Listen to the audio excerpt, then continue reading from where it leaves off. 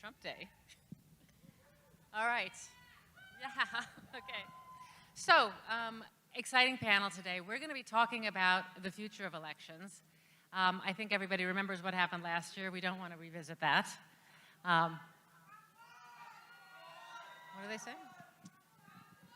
Okay, so, all right, let's have a productive conversation now and talk about what we actually want. And what we want is for states to take their constitutional authority and run elections, conduct elections as they see fit along the individual state needs, whatever everybody needs. Texas needs something very different than Massachusetts, right? Right. So, we learned a lot in 2020, and we're not going to spend a lot of time looking backwards because that's going to get us nowhere. But we want to learn a little bit about what happened, how we got here. And so John Fund has been writing about this for the National Review about 20 years plus now. He also has a book coming out in the fall, and you can talk a little bit about that. But why don't you tell us briefly, like, what we did to get here? What happened last year? The election was changed, altered, maneuvered, manipulated. Okay, let him talk, let him talk. In the spring and summer of 2020, not on election day. With COVID-19, the left had the perfect opportunity, the perfect excuse to, without consulting legislatures, change our election laws in state after state, including many of the swing states. They had health directors announce there would be absentee ballots sent out to everyone. They had governors overriding legislatures in places like Nevada and New Jersey. You had everywhere a complete changeover to a new election system. This created chaos and confusion as well as everything else that you've read about. For example, Congresswoman Tenney in New York, the election laws were changed in the spring. They didn't even have the opportunity at the county level to adjust to them. That meant there was chaos at the polls, newfound ballots, miscounted ballots, miscast ballots. She had to go through a recount, and she wasn't even sworn in until February. So one of the things I caution you is, when we talk about the election, there was a lot of fraud. There was also a lot of bureaucratic incompetence. The problem with our election system today is our system is so sloppy, our enforcement is so sporadic, you can't tell where the incompetence on our elections ends and where the fraud begins. So, to my left, everybody knows former Attorney General Matt Whitaker, who knows... Hello, CPAC. Are we ready for Donald Trump tonight?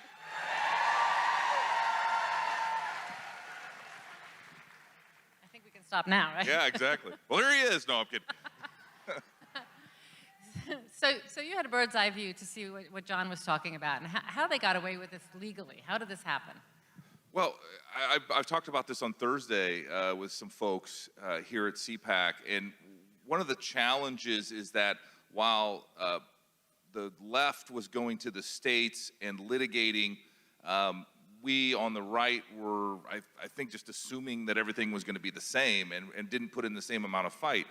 At the state level, I would compare and contrast what happened in Georgia, where the Republican governor, Secretary of State, Attorney General, for some reason entered into a consent decree instead of litigating these issues and protecting the election integrity. And in Texas, this great state, the Attorney General fought at every turn, and the governor fought at every turn, and won those cases. And I think, you're seeing that now play out in the state legislatures, where they are tightening up some of these election standards and regaining and retaking their power that constitutionally they have. I point to one other example in Arizona, where the president sent me after the election to work on some of that litigation.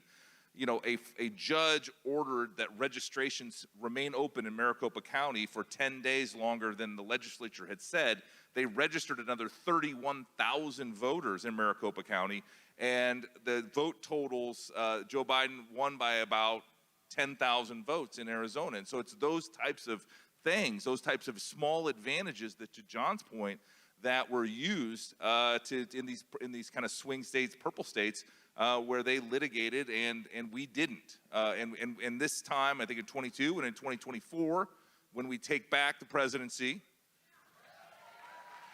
I think, we're going to litigate to the hilt. And, one of the groups that I'm involved in, America First Legal, is going to be on the vanguard of those efforts, along with some of the other folks on the right, making sure that these lawsuits about election integrity and who can vote and what's a free and fair election, that we fight at every turn.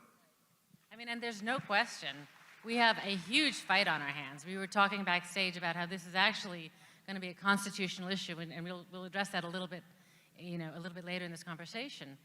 But the difficult thing here is that we saw this coming. John had been writing about it, but even closer to that, we had perfect example of what goes wrong when the laws are changed like this in Korea. Grant Newsham, to my right here, runs Korea CPAC, our partner organization, and he knows firsthand what happened. And I'd like, if you don't mind, to talk a little bit about drop boxes. You call them kiosks. If you could talk a little bit about the troubles that came from the kiosks that you had in Korea and where you're going with that now. Okay, well, what happened is in April 2020, so about 7 months before the US election, the Koreans had an election for their National Assembly.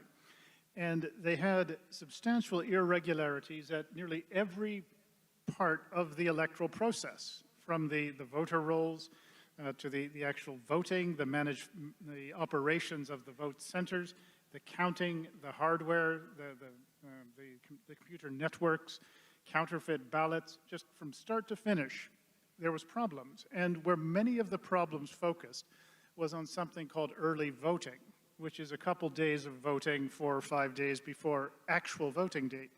And that seems to be where the real opportunity for skullduggery, or call it what you will, took place. And it resembles like our absentee ballot process, the American absentee ballot process, the mail-in ballots, etc. But that is where the real problems were. But as I said, they were at every part of the process. And I at first was skeptical that anything had happened. When I looked into it, I said, my goodness, if this wasn't rigged, God did it, and he probably didn't do it. So. Well, one of the really important things that we ought to learn from Korea is that here in the United States, each state makes its own law, each state votes. Korea, it's a popular vote. The government controls all of it, and the big fight that we have right now is to make sure that we can keep it at the state level. So some of the states have done great work already this year, coming up with new reforms. They're getting attacked by people on the left who are calling these laws voter suppression, not accurate. Could you tell us about some of the states that you think are doing a great job? I mean, for example, we saw Georgia has been in the news, has been playing out, and they tried to do some voter reform. They lost the All-Star game from Major League Baseball, who moved it to Colorado, who had a more restrictive law than what they passed in Georgia. And so that's obviously the cancel culture, which this conference is all about, and reversing is alive and well. But a lot of states, I think, looked at some of the abuses, especially to the absentee ballot process in the early voting period, whether it's the drop box, whether it's the satellite voting, and they understood that those were the touch points of where fraud could happen and most likely would happen. And so a lot of state legislators who have the power under the Constitution to reform these things made those changes to make sure that the fraud was cleaned up and that we could have clean elections, that everybody trusts the outcome. It cannot be a country. You cannot sustain a republic if about 50% of Americans don't believe in the outcome. That is just no way to run a railroad, and it's not sustainable long term. The most important thing I'm going to tell you is right now, the left says this is a civil rights issue. Well, yes, it is. We have 2 civil rights when it comes to voting. The first one is we want to make sure that everyone has the right to vote. No one is prevented from voting. There are no artificial barriers. There's no poll taxes. There's no literacy tests. They are means by which everyone can vote. We want to make it easy to vote, but we also want to make it hard to cheat. So while we keep the gains and the great things that the Civil Rights Act and the Voting Rights Act did, we also have a second civil right, and that is the right not to have your vote canceled out by someone who shouldn't be voting, someone who's dead, someone who's moved out of state, someone who's a college student who's voting in 2 jurisdictions, someone who doesn't even exist. the dead. You know, I'm all in favor of honoring our ancestors, but I don't believe in representation without respiration. So here's the big lie they're telling. The big lie they're telling is that this is voter suppression. Let me tell you why that is poppycock. The Washington Post poll, the Monmouth University poll, all of these polls that a few weeks ago came out, and suddenly Stacey Abrams is on television saying, oh, we've always supported voter ID. We're just against some forms of it. It was a head-spinning 180-degree reversal. I mean, I haven't seen that out of an amusement park ride ever before. Why did they do that? If you look at the polls, the percentages of minorities supporting voter ID were as high or higher than whites.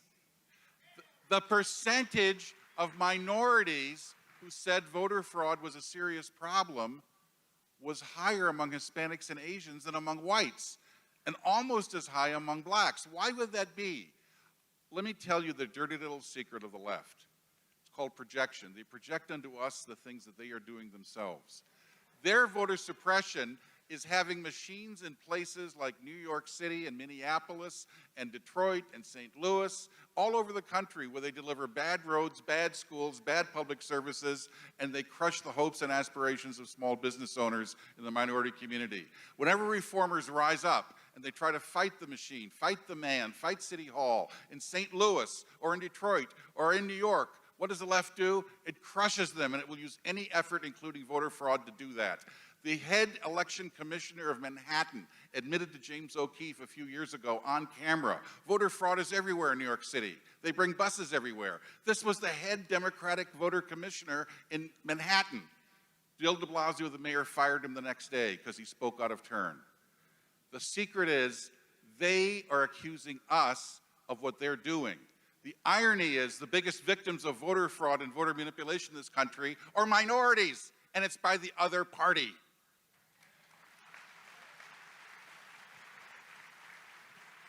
So we're all familiar with this level of hypocrisy. John and I are neighbors in New York, so we feel the pain all the time with that craziness. We dodged a bullet, though. The left lost. Like literally, probably, you had to dodge bullets. Sad. Okay.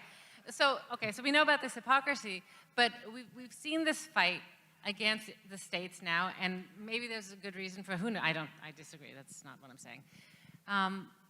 But we have a fight at the federal level right now, where I think most of you saw a few weeks ago, the Department of Justice sued the state of Georgia for their very good election integrity reform bill.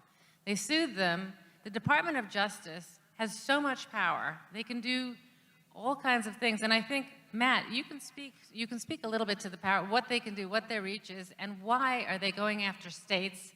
Because they've also said they're going after more after Georgia. Well, I know a little bit about the Department of Justice, if you didn't know that. And aren't you all tired of the politicization of the Department of Justice? I am too. And we worked hard to fix many of these problems. And what you saw as soon as the Biden administration took over, as soon as Merrick Garland became the Attorney General, what did they do? They immediately said they were going to double the size of the Civil Rights Division voter rights section. They were going to throw more lawyers at it. They were going to start suing these states on ballot access and alleged discrimination in voting laws. Well, the bottom line is we need to remember the states created the federal government.